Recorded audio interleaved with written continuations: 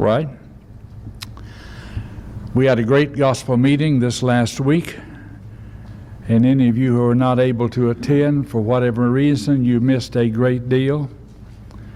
Brother Lockhart is a tremendous preacher of the gospel. He was preaching in Houston, Texas a number of years ago. I didn't tell him this, but I knew he was preaching in Houston, Texas a number of years ago when I was preaching in Flint, Michigan.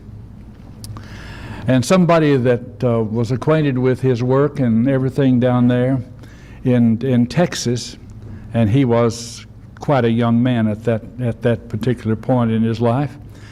I said to him, how is his preaching? And this fellow was, I think, probably being nice to me. He said, "You're a better preacher than he is." Well, I hadn't heard him for a long time after that, till I heard him at Freed-Hardeman College, and I was amazed how much he had learned in that period of time. He was a tremendous preacher. When it comes to comparing preachers, though, everybody has their favorites, and everybody has different opinions with regard to that. But I'm grateful for this good man and his wife, and there are a number of preachers in that age group that are really holding the line against the kind of digression and the kind of worldliness and things that is characterizing the Lord's church. And I appreciate that very much. He is certainly a powerful preacher. If you didn't hear the lectures, the lessons, you can get copies of the tape. They are excellent, absolutely terrific. All right, we're in Isaiah, the 45th chapter, God's oath to his people.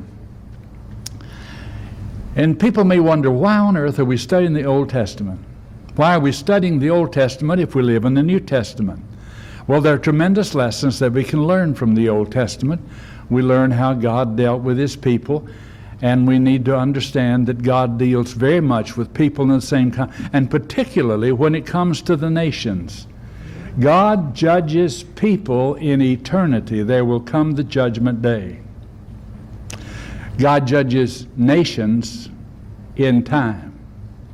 And the Bible clearly speaks with regard to his judgment against various nations, how ultimately he would punish them and he would bring them to an end, and they would go out of existence in many, many cases. You look at all of those nations around Israel who attacked Israel and gave them trouble. God judged them ultimately. The interesting thing is that God used those nations and used those rulers to punish his people. And he says, I paid them also. He paid them to do what they were doing. They didn't do it because God wanted them to punish his people. They did it because they wanted the spoils that they would get. And God paid them with that spoils. That was all they were going to get. And then they in turn were punished because of their evil desires. They were not trying to do God's will. But God in all of this also is interested in all people. He's interested, he was then, he is today. He was interested in the Jews, his chosen people, but he was also interested in the Gentile people. And we see this shown forth in this. God not only used these people, these evil rulers, sometimes to punish his people, but also for good purpose. And as we come to this 45th chapter of the book of Isaiah, we're skipping over something that we really ought not to skip over. If you look back in the book of Isaiah, in the closing part of the 44th chapter, Isaiah had been warning over and over, warning Israel and Judah with regard to the punishment that God would bring down upon them. He had been doing this for a long period of time until finally the people of the northern kingdom had gone away into Assyrian captivity at 722. But now as we come to this particular point, the Lord begins in about the 40th chapter, begins to look forward to the time that God is going to bring his people back. This is nearly 200 years in the future, to bring them back from Babylonian captivity. It's a long time before they'll go in, and it'll be 50 to 70 years before they come back out of that. But God begins to try to show people that even though they will be punished very much like Israel had been carried away. They had faced awful consequences because of their sin, and they would not repent. Same thing would happen to Judah. They would be carried away also. But God would bring back a remnant. The remnant was to be His people through which Jesus Christ would come into the world. And so here's this prophecy. In Isaiah chapter 44, it speaks with regard to a man by the name of Cyrus who had not been born. His parents hadn't been born. His grandparents hadn't been born. He hadn't even been thought of. If you look down to the end of this, we find it saying in verse 27, that saith to the deep, be dry, and I will dry up the rivers, that saith to Cyrus, there's his name, that saith to Cyrus, he is my shepherd, and shall perform my pleasure, even saying to Jerusalem, thou shalt be built, and to the temple the foundation shall be laid. When he said this, the temple was still standing. They hadn't been carried away. They had come awfully close to it.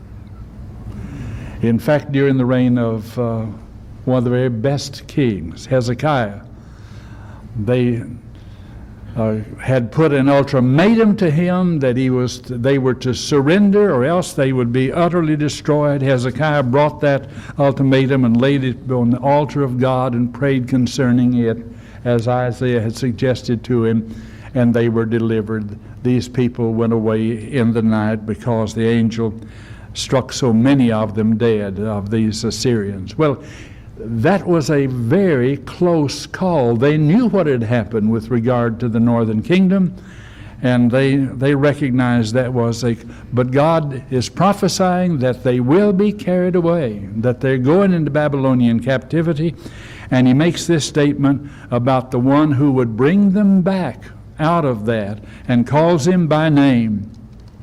It continues as you read on into this 45th chapter, which is what we're in now. The first 4 verses of Isaiah 45 says, thus saith the Lord to his anointed, to Cyrus. Now, how can Cyrus be his anointed? Well, kings were anointed. And God is going to equip him. If you look into this, God is going to equip him for the work that he's going to be able to do as God's servant, to do good for his people. Thus saith the Lord to his anointed, to Cyrus, whose right hand I have holden, to subdue nations before him. I will loose the loins of the kings, to open before him, and the 2 leaves gate, and the gate shall not be shut. I will go before thee, and make the crooked places straight. I will break in pieces the gates of brass, and utterly asunder the bars of iron. I will give thee the treasures of darkness and hidden treasures of secret places, that thou mayest know that I, the Lord, which called thee by thy name, am the God of Israel. For Jacob my servant's sake, Israel mine elect, I have called thee by thy name. I have surnamed thee, though thou hast not known me. Well, he hadn't known anybody. He hadn't been born yet. But that is a remarkable prophecy, isn't it? That God would call a man by his name when he hadn't even been named, hadn't been conceived, hadn't been thought about. In fact, the nation that he's going to raise up in and do all of this from is not in power at that time.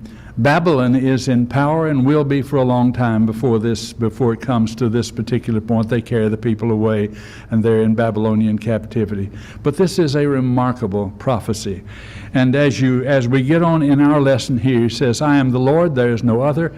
There is no God beside me. I will gird you, though you have not known me. The word gird here is translated in other translations, equip. God is going to equip him.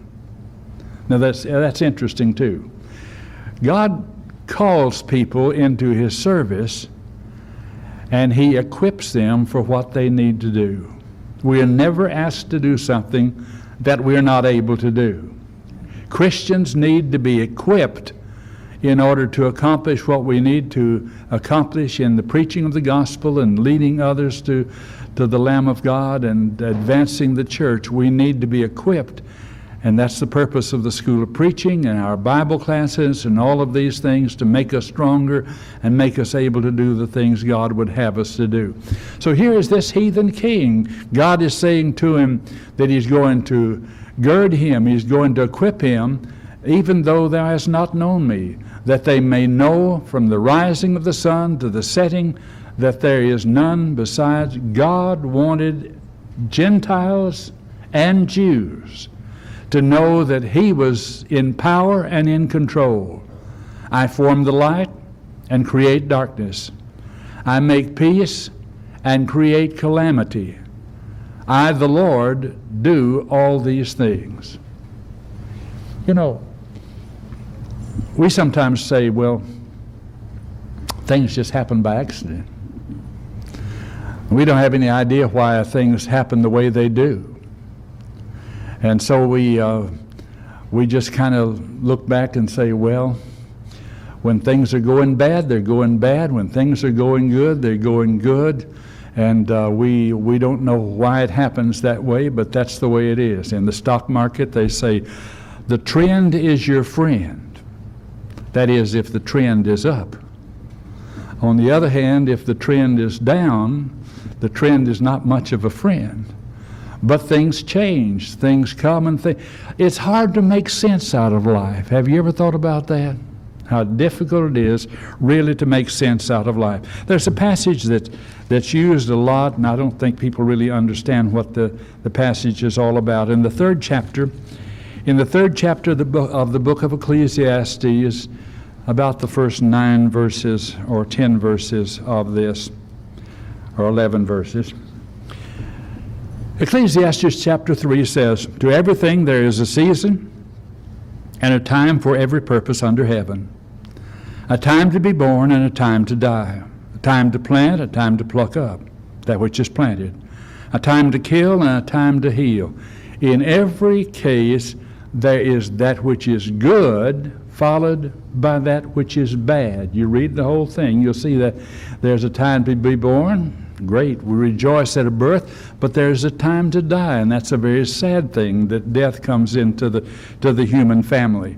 But that happens in every case, and those cycles continue throughout all of our lives. There's good, there is bad, and as you read on, it's a time to kill, a time to heal, a time to break down, a time to build up, a time to weep, a time to laugh, a time to mourn, a time to dance, a time to cast away a stone, time to gather stones, a time to embrace, a time to refrain from embraces, a time to get, a time to lose, a time to keep, a time to cast away, a time to rend, a time to sow, a time to keep silence, and a time to speak, a time to love and a time to hate, a time of war, a time of peace. What profit hath he that worketh in that wherein he labeth? I have seen travail, Solomon says, I have seen travail, which God hath given to the sons of men, and exercises it. I have made everything beautiful. Verse 11, I have made everything beautiful in its time. You know the song, everything is beautiful. We won't sing it, but anyway, that's true. God is behind, but there's good, there's bad, and they follow each other. I've mentioned the woman who said her favorite passage was, it came to pass. And she said, I'm sure glad it didn't come to stay. There are difficult times that come, and they don't last forever. But some people don't understand that. Some people take their own lives because they're so depressed. Things are so bad. They have no idea it will ever get better. But it will get better. Things get better, but that too passes. So how do we make sense of all of this? This world was never intended to be a utopia. It serves the purpose that God intended for it to serve. We are blessed and we are tried. We face temptation and we face encouragement, all of those things. And we need to be people who depend upon God and recognize His goodness toward us. Also, I think of this particular passage in Ezekiel, the 9th chapter, when I think about this matter of making sense of all of this. He says in verse 11, I returned and saw under the sun that the race is not to the swift, nor the battle to the strong, nor yet bread to the wise, nor yet riches to men of understanding, nor yet favor to men of skill, but time and chance happens to them all. There are a lot of things that do involve just time and chance.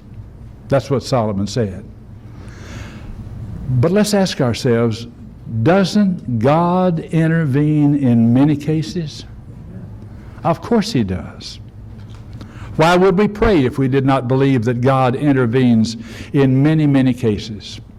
And while we're talking about this, we see passages such as the one where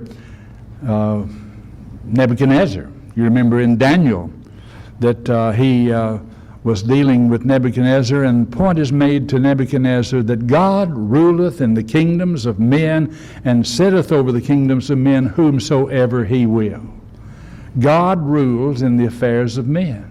He rules, He still does today, and we need to be people that strive to please God and do the things God would have us to. It doesn't take the greatest people. God uses presidents and governors, and we're told to pray for them, And sometimes we think, well, they're not worth praying for. Well, those Roman governors and emperors were not particularly good men, but nevertheless, Christians were to pray for them, and we're to pray for people today and recognize that God sitteth over the kingdoms of men whomsoever He will. I believe that when the Iron Curtain came down, it was because people had prayed for it. Prayed for the opportunity to go behind the Iron Curtain into Russia and into those eastern countries to carry the gospel of Christ, and they had sacrificed so much to try to smuggle Bibles in. And then suddenly, 1989, we've been praying for it forever, and we were surprised that it happened at that particular time. We should not be surprised.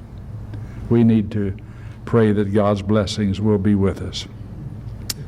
So as we look on in this further, verse 7, I form the light and create darkness, I make peace and create calamity. Why would God create calamity? Why wouldn't He just make everything good?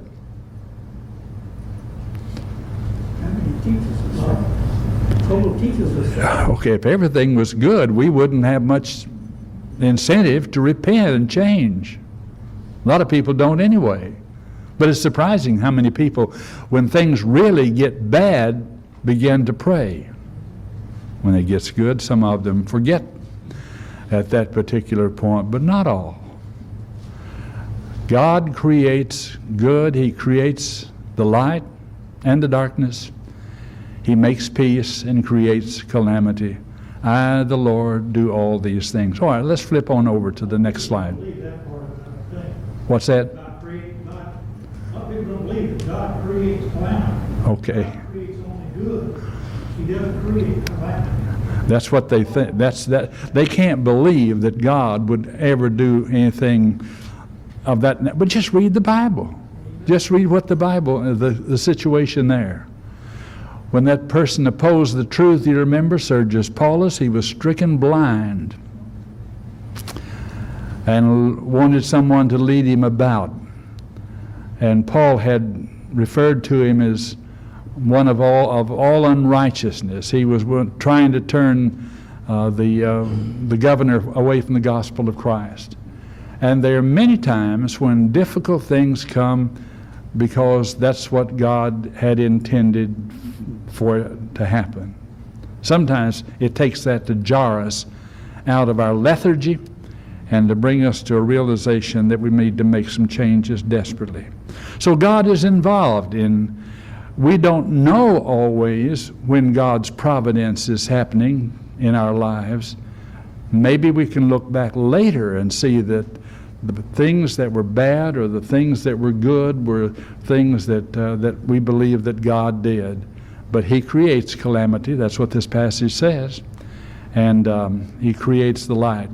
Rain down from heaven, from above, and let the skies pour down righteousness.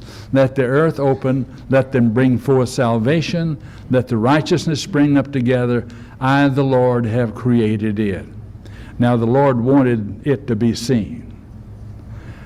And when He is using this heathen king and this heathen nation to do what it does, He wanted it to be obvious to them that God was the one behind, that Jehovah was the one that's behind this, as well as to be seen and understood by the people of Judah that were carried away. Next slide then, as we move on to the next area. The folly of quarreling with God. Do children ever argue with their parents? No, it depends. You wonder, do they ever quit arguing with their parents? In some cases. But there is folly of God's children quarreling with Him. He says, woe to him that strives with his master.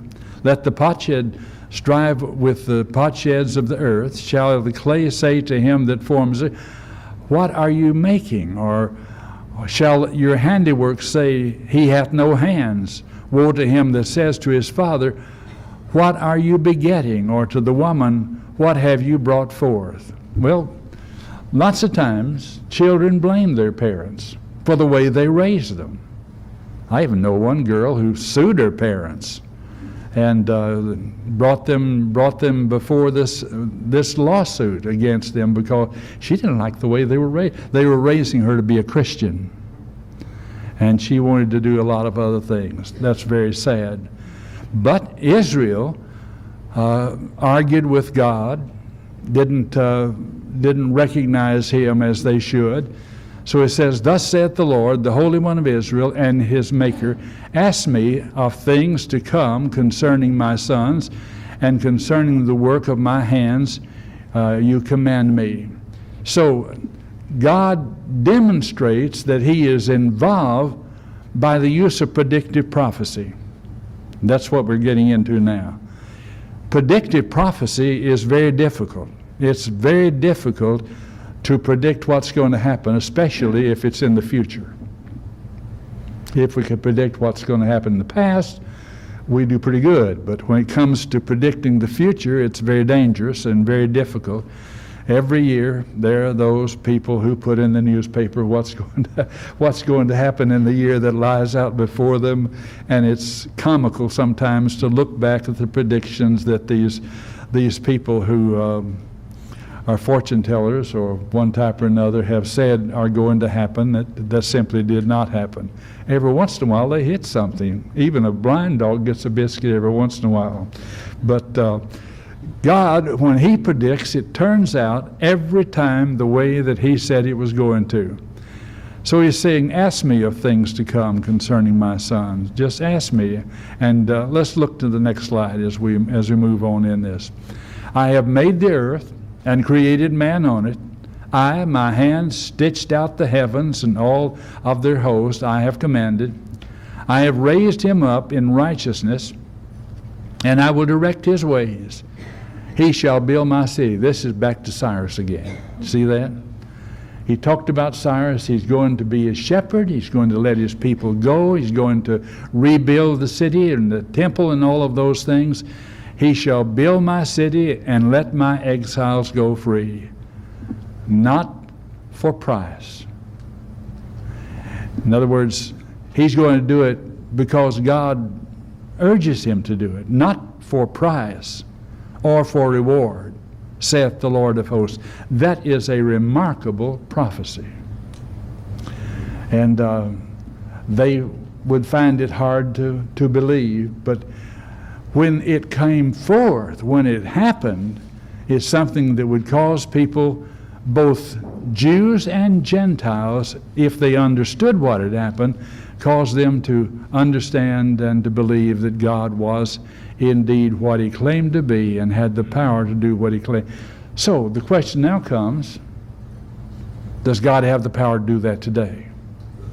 Does God have the power to answer prayer today? And we need to ask in faith, nothing wavering, James says. Next slide. This is on down in the latter part of the chapter. It says, assemble yourselves and come, draw near together, you who have escaped from the nations.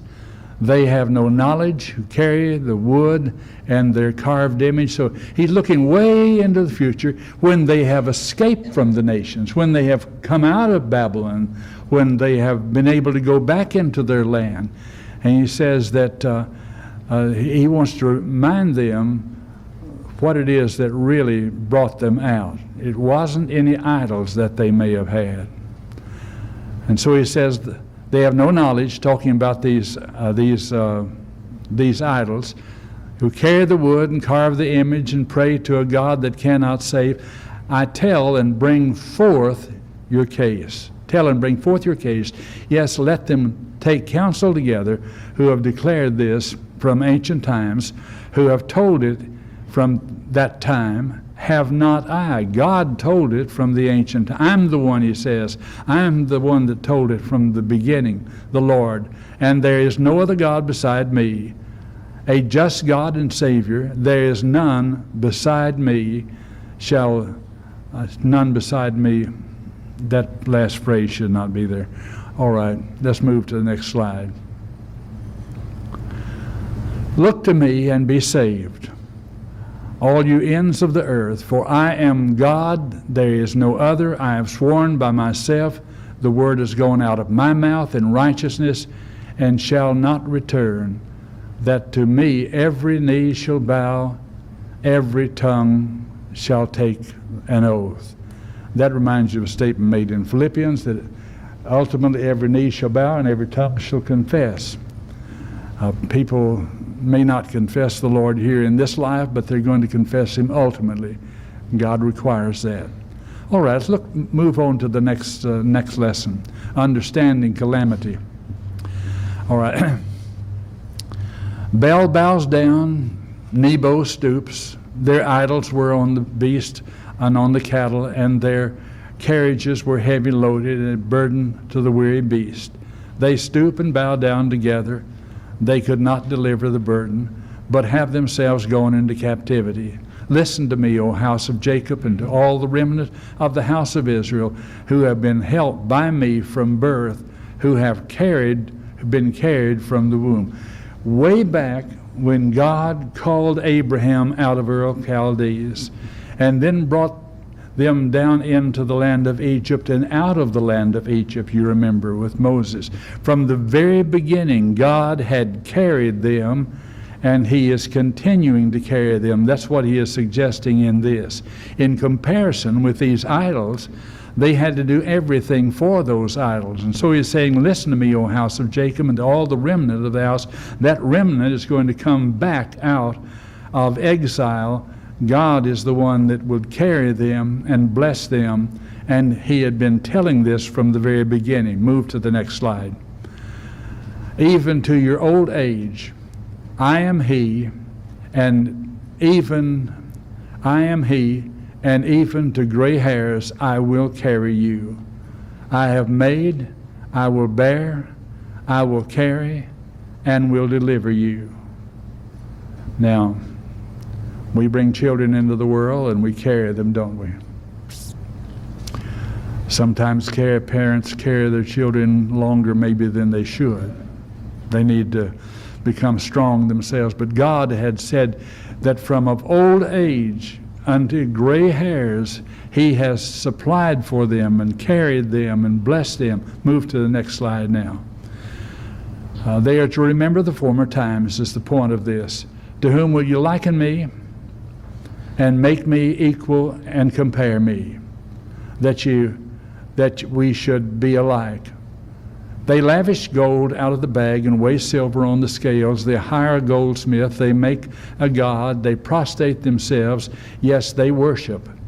They bear it on their shoulder. They carry it. They carry their God, is what he's saying, and set it in place, and it stands and from its place it shall not move. Why doesn't the God move from its place?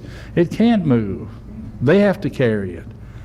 And he says, it shall not move. Though one cries out to it, yet it cannot answer nor save him out of his trouble. He's comparing himself with these stupid, dumb idols that men make, and making the point, he wants to be sure that they don't say later that my idol was the thing that brought me back out of bondage and saved me and brought me back to the land. All right, move to the next slide. Remember this, and show yourselves men, recall to mind, O you transgressors. Remember the former time of old. For I am God, there is none other. I am God, there is none like me. Declaring the end from the beginning, and from ancient times things that are not yet done, saying, my counsel shall stand. I will do all my pleasure. So that's the power of God. He wanted them to be sure and remember this. Now there's a reason why God had his book written. They could go back to the book of God and read the things that had been prophesied, read the things that had been said, and the things that had been said by these inspired prophets. And they could know that this was absolutely true. Now let's look on to the 11th verse. Calling a bird of prey from the east, the man who executes my counsel from a far country, indeed I have spoken it, I will also bring it to pass. I have purposed it, I will also do it. The bird of prey was that king. He had become the supreme ruler over the world at that time. After the Babylonian Empire, great world empire of that time, we find Cyrus comes on the scene, and he is that kind of warrior, the bird of prey, but he's doing God's will. He's doing good for God's people. God had purposed it, and it would be accomplished as God had said that it would. Now let's look at the latter part of this as we move to the next slide. Hear this, O house of Jacob, who are called by the name of Israel, who have come forth from the well springs of Judah, who swear by the name of the Lord, and make mention of the God of Israel, but not in truth and righteousness. That's their problem. They were giving lip service to God. They were not doing it in truth and righteousness. For they call themselves after the holy city, and lean on the God of Israel. The Lord of hosts is his name. I have declared the former things from the beginning, and they went forth from my mouth. I have caused them to hear. Suddenly I did them, and they came to pass. Now let's look at the last couple of verses. Because I knew that you were obstinate. Who was obstinate? These who were not, they were calling upon the name of the Lord, but not doing it in truth and righteousness. Because I knew you were obstinate, and your neck was like an iron sinew, in your brow bronze. This is, Lord uses a number of agricultural examples in all of this. This is in reference to the kind of way an oxen is. I don't know whether you've ever been around a really strong animal like that. An ox is strong, enormously strong. And when an ox decides he wants to do what he wants to do, it's going to be awfully difficult to turn his head. He has a neck, he bows his neck, he is obstinate, and his brow and his neck is extremely strong, and that's what he's saying. That's the way these hard-hearted people are. Stiff-necked is what the Bible refers to them as. The Jewish people, they were stiff-necked. They were not pleasing in God's sight. He says, even from the beginning I have declared it to you. Before it came to pass, I proclaimed it to you, lest, and God knows this kind of problem would exist, lest you should say, my idol has done them, and my carved image and my molten image have commanded them. It's easy for people to attribute things to what they want them to be attributed to. And that would be very sad. So God takes special care to try to tell them what's going to happen before it happens and when it happens, and tell them how they're going to be and the way that they should be. Their problem was what is spoken of here as being obstinate. Now, do we have any obstinate Christians today who want things like they want things? Absolutely. It is very, very common. And you can argue till you're blue in the face to some of these people that what God says is what we ought to do. And their attitude is, what I want is what I want. That's very unfortunate. The great lessons to learn.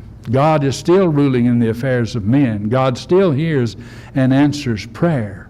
We need to be a praying people, to pray in faith, believing that God will bless His people and that God will be with us and guide and direct us in the way that we should go.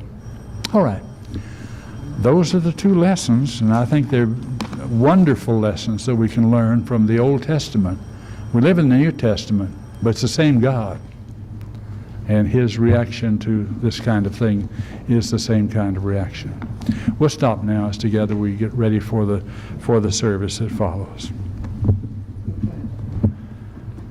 I brought this stool up here because I didn't know whether I had enough starch in my pants or my legs to stand all this time. I'm still weak from the hospital. Sometimes the problem is not standing, it's walking away after I've stood. I've got to loosen up my legs a little bit. Thank you.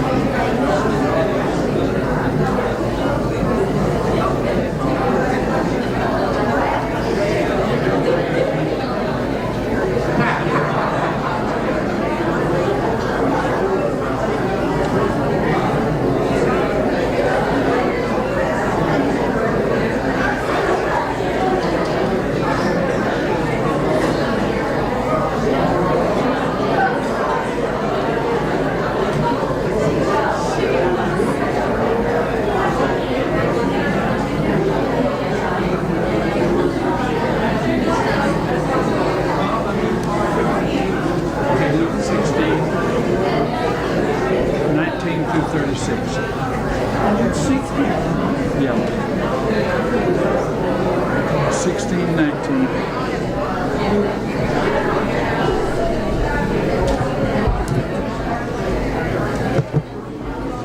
Oh, 60 what? 13, or rather,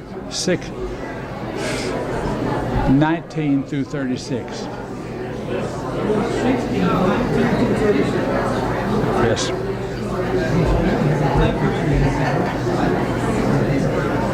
There's not 36 verses. Not 36, 26. 19, yeah, 19 to 19 to 26.